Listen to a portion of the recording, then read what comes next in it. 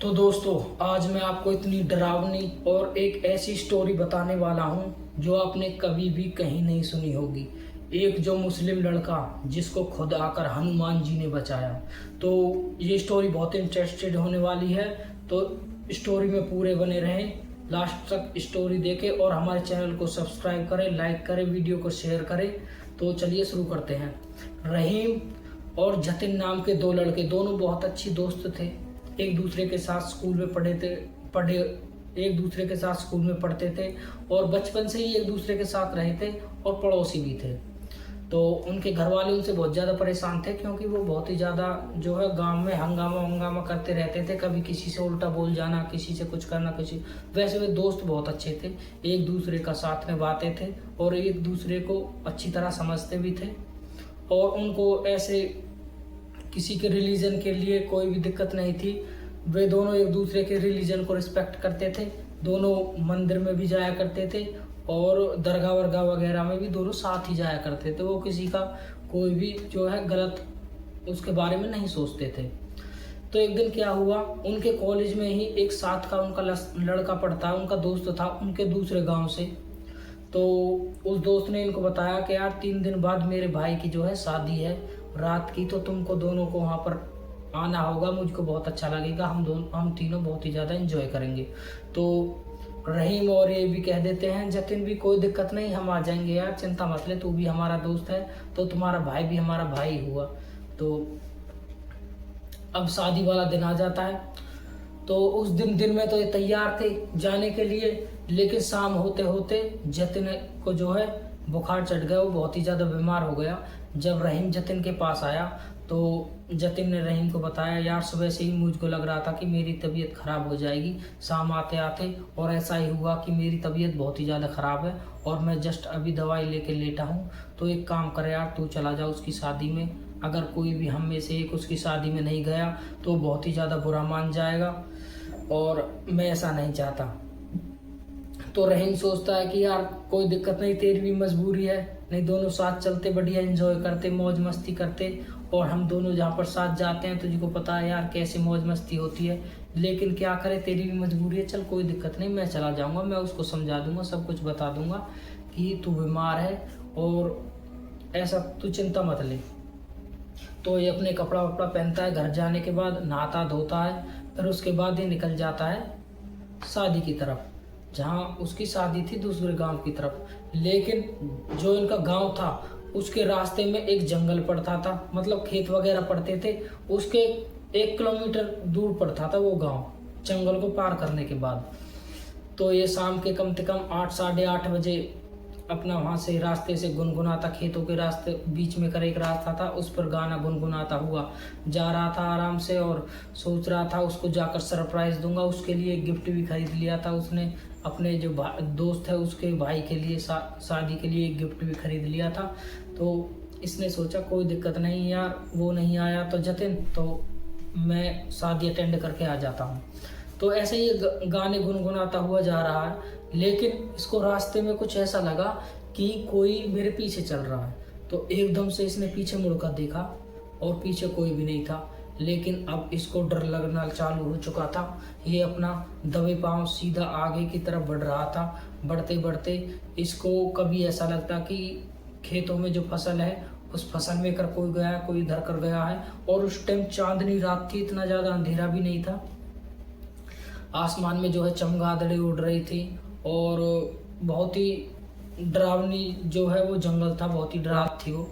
तो ये अपना आगे की तरफ बढ़ रहा है, चल रहा है, तो इसको फिर ऐसे लगा पीछे कोई मेरे है। तो इसने सोचा यार मैं इतनी दूर से चलते आ रहा हूँ, कोई भी गांव से मेरे पीछे नहीं लगा, या फिर मेरे पीछे नहीं था, मैंने देखा और मैंने अभी पीछे मुड़ के भी देखा फिर भी कोई नहीं था। लेकिन मुझको ऐसा लग रहा है कि जैसे मैं चल रहा हूँ मेरे साथ साथ कोई और भी कदम रख रहे हैं, मतलब मुझको ऐसा लग रहा है कि 2 जने चल रहे हैं। उसके बाद ये डरना चालू हो जाता है, धीरे धीरे से अपने पाँव आगे बढ़ाता है और जो है आगे बढ़ते बढ़ते ये कुरान की कुछ आयतें गाने लगता है, गुनगुनाने लगता है अपने मन में। लेकिन फिर भी उसको वो आवाज़ें कंटिन्यू आ रही थी, उसको डर लग रहा था। कभी उसको ऐसे लगा कि इस फसल में से फिर कोई गया है, इधर से फिर कोई गया। ये उसके साथ बार बार हो रहा था और कम से कम अभी इसने आधा रास्ता ही पार किया था। गांव अभी भी आधा किलोमीटर दूर है और आसपास कोई कुछ भी नहीं है, ना कोई जानवर, ना कोई आदमी देखने, ना कोई बंदा, ना कोई बंजेगी जात, कुछ भी नहीं है। तो इसको डर भी लग रहा था, ये बार बार पीछे मुड़ता और आगे देखता, कभी इधर की तरफ कभी इधर की तरफ, कि शायद कोई जानवर हो या कोई कुछ भी हो सकता है। और ये भूत प्रेत की ये चीज़ें भी इसके दिमाग में चल रही थी कि यार जिन्न वगैरह, भूत वगैरह ऐसी जगह पर बहुत होते हैं और इस जंगल में मैंने सुना भी है, लेकिन मैंने आज तक महसूस नहीं किया। लेकिन आज मैं चाहता हूँ कि मैं महसूस भी ना करूँ, इन चीज़ों से दूर रहूँ। तो ये चीज़ें इसके दिमाग में चल रही थी। तो एकदम से इसको कोई आवाज़ मारता है पीछे से। तो ये उसकी तरफ देखता है और सोचने लगता है यार ये कौन है, रात के समय और अभी तक तो कोई भी नहीं था, ये एकदम से कैसे आ गया। फिर उसने इसको आवाज़ लगाई, रहीम रहीम रहीम।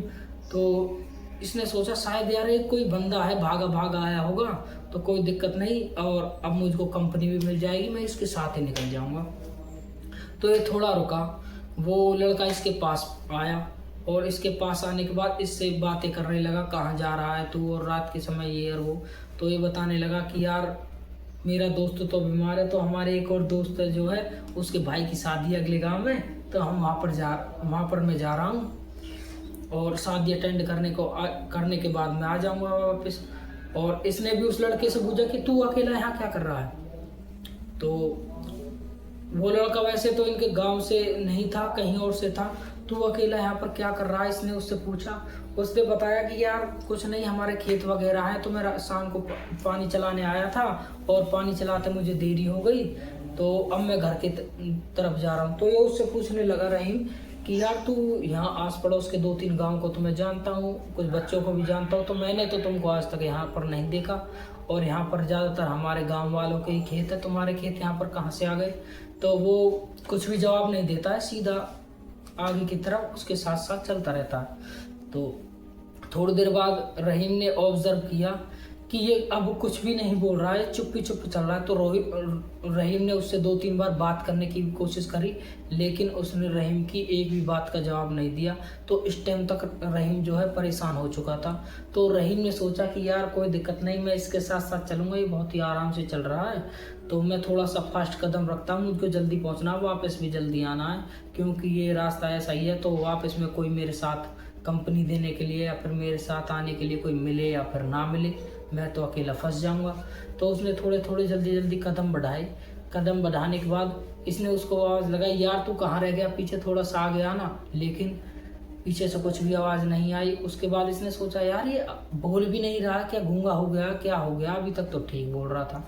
उसके बाद रहीम ने जो है एकदम से पीछे अपनी गर्दन घुमाई और देखा, पीछे कोई भी नहीं था। उसके बाद रहीम की जो है हालत ख़राब होना चालू हो गई।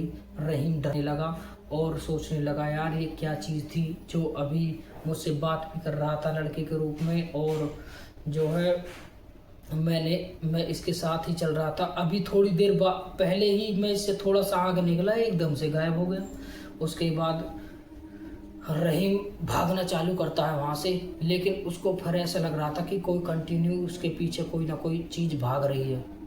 तो ये सब चीज़ देखते देखते जो है रहीम बहुत ही ज़्यादा डर चुका था और एकदम से वो बंदा जो इसके साथ चल रहा था, अभी उससे थोड़ी देर पहले बात कर रहा था, जो कि गायब हो गया था, वो एकदम से इसके सामने आकर खड़ा होता है और ये भागता भागता उसमें इसकी टक्कर लगती है रहीम की। रहीम एकदम से पीछे की तरफ गिर जाता है और गिरने के बाद रहीम वहाँ पर ऐसा ही जैसे रोड पे ऐसे पड़ा पड़ा, रास्ते पे पड़ा पड़ा उसकी तरफ देख रहा है। तो उसकी आंखें अब बदल चुकी है, उसकी आंखें पूरी की पूरी सफ़ेद हो चुकी हैं और जो है नाखून लंबे लंबे हो चुके हैं, दांत इतने लंबे लंबे, और क्रीपी सी स्माइल कर रहा है और रहीम की तरफ देख रहा है और धीरे धीरे से रहीम की तरफ चल रहा है। तो रहीम जैसे ही रास्ते पे पड़ा हुआ था ऐसे ही पीछे की तरफ खिसकना चालू कर देता है और उससे बोलता है मुझको मत मारो, मुझको मत मारो, कोई है, बचा लो, ऐसी आवाज़ रहीम निकालने लगता है। लेकिन वो जो भी चीज़ थी वो रहीम का पीछा कर रही थी। रहीम एकदम से खड़ा होता है और वापस से घर की तरफ भागना चालू कर देता है और वो चीज़ भी रहीम के पीछे पीछे भाग रही थी। तो रहीम ऐसे भागता रहता है और रोता रहता है और सोचता रहता है, यार इससे कैसे बचा जाए, कैसे बचा जाए, कैसे बचा जाए। तो रहीम यही सोच रहा था। तो रहीम को याद आया कि यार जब भी मेरे दोस्त को जतिन को डर लगता है तो वो हनुमान चालीसा पढ़ता है, हनुमान चालीसा का पाठ करता है, और मैं भी उसके साथ रहता हूँ तो कुछ ना कुछ हनुमान चालीसा तो इसको भी आ चुकी थी। तो इसने सोचा कि यार क्यों ना मैं हनुमान चालीसा गाऊं, ऐसे समय में कुछ भी मेरे काम आ जाए, मैं बच जाऊं, तो बाद में देखा जाएगा जो होगा। तो रहीम ने जो है हनुमान चालीसा पढ़नी चालू करी। थोड़ी थोड़ी हनुमान चालीसा जैसी टूटी फूटी जैसी उस पे आई बोलनी, वैसी उसने बोली। उसके बाद रहीम को क्या दिखा कि एक सामने से एक बंदा चलता आ रहा जिसके हाथ में लाठी है। तो रहीम उसकी तरफ भागना चालू कर देता है। रहीम उसके पास पहुंचता है और घबराता उसके जो है पीछे खड़ा हो जाता है। तो वो लड़का कहता है, रहीम से क्या हुआ, तू क्यों डरा हुआ है इतना, क्या हो गया तेरे साथ। तो रहीम उसको बताता है कि हाँ एक बंदा था जो कि नॉर्मल नहीं था, वो एक भूत था जिसकी आंखें सफ़ेद थी और वो मुझको मारने की कोशिश कर रहा है, तो मुझको बचा लो, मुझको बचा लो। तो वो कहता है रहीम से, कोई दिक्कत मत ले, मैं तुम्हारे साथ हूँ और मेरे पास डंडा भी है, ऐसी कोई चीज़ नहीं होगी, तू खाली डर गया होगा या फिर तुझको कुछ और ही चीज़ महसूस हुई होगी, तो चिंता मत ले। तो रहीम उससे बोलता है कि नहीं नहीं, मैं झूठ नहीं बोल रहा, मैंने उसको देखा है, वो मुझको मारना चाहता है, वो मेरे पीछे पीछे भाग रहा था अभी। तो वो बोलता है कि रहीम से कि चल मेरे साथ, मुझको दिखा। रहीम मना करता है, नहीं नहीं मुझको घर वापस ले चलो। वो बोलता है कि कोई दिक्कत मत ले, तू चिंता मत ले, वो बता कहाँ पे है वो, मैं देखूंगा उसको, फिर उसके बाद देखेंगे क्या होता है। तो रहीम डरा सहमा था, उसके पीछे पीछे उसको रास्ता बताते हुए चल रहा था। वो लड़का आगे आगे डंडा लेकर चल रहा था। उसकी उम्र थी कम से कम 30-35 साल। जिसके पास डंडा था वो लड़का आया था और उसकी बॉडी भी सही थी। तो उसके बाद जो है रहीम उसके पीछे पीछे चलता है और वो उस जगह पर पहुंच जाते हैं जहाँ पर वो चीज़ उसको दिखाई दी थी। तो थोड़ी देर बाद सामने खेतों में वही चीज़ खड़ी हुई थी। जब रहीम ने उसको दिखाया कि वो देखो, वो रहा, वो जो भूत है वो मुझको मारना चाहता है। तो वो लड़का कहता है कि चिंता मत ले, मैं देख लूँगा उसको। वो उसको धमकाता है और लाठी दिखाता है उसको। तो वो जो भी चीज़ है वो जंगल की तरफ भाग जाती है वापस और फिर दिखाई देना बंद हो जाती है। उसके पास जो है रहीम राहत की सांस लेता है और उससे धन्यवाद करता है कि तुमने आज मुझको बचा लिया यार भाई, तो मुझको अब इस टाइम घर छोड़ दो और मैं कभी भी इस रास्ते से रात को नहीं आऊँगा। तो वो लड़का कहता है कोई दिक्कत मत ले, चिंता मत ले, मेरे साथ चल, मैं तुझको घर छोड़ दूंगा। तो रहीम को अपने साथ ले जाता है और रहीम थोड़ी देर बाद अपने घर पहुंचने के बाद रहीम उससे जैसे ही बाय करता है, अपनी दरवाज़ा खोलता है रहीम और उससे बाय करता है, वो ठीक है यार आकर खाना वाना खा ले या कुछ पी ले। लेकिन वो रहीम से मना कर देता है, कोई दिक्कत मत ले, तू अपने घर जा और रात को कहीं भी बाहर वापस से मत जाना। तो रहीम कहता है ठीक है, मैं वापस से रात को बाहर कहीं भी नहीं जाऊंगा। तो रहीम जैसे ही दरवाज़ा खोलता है और फिर उसको याद आती है कि यार इसको पानी के लिए तो पहुँच लूँ। तो रहीम ने जैसे ही गर्दन घुमाई तो वो लड़का भी वहाँ से गायब था। तो रहीम को ये देखने के बाद पहले तो रहीम डर गया, फिर रहीम ने रियलाइज़ किया कि मैंने हनुमान चालीसा पढ़ी थी, शायद ये हनुमान जी है जो मुझको बचाने के लिए आ गए इंसान का रूप लेके और जिन्होंने मेरी जान बचाई।